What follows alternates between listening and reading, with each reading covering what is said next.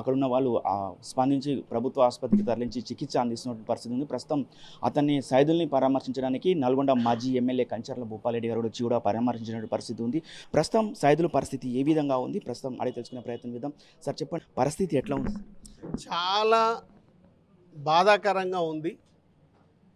ఇవాళ సైదులు నా చావుతోటి కనీసం అధికారులలో మిల్లర్లలో మార్పు వస్తుందని ఇలా డైరెక్ట్ వీడియో కాల్ పెట్టుకొని మరి ఇవాళ సైదులు చేసుకుండు. కానీ కొన్ని లక్షల మంది రైతులలో కూడా అదే భావన ఉంది.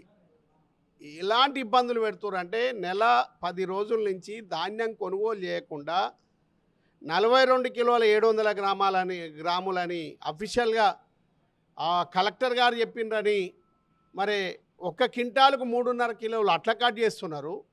ఆ నుంచి మిల్లర్ల దగ్గరికి పోతే అక్కడ 3 నుంచి 4 కిలోల ధాన్యం అట్లా కట్ చేస్తారు. మొత్తం 7.5 నుంచి 10 కిలోల ధాన్యం కట్ చేసి నానా ఇబ్బందులు పెడతా ఉన్నారు.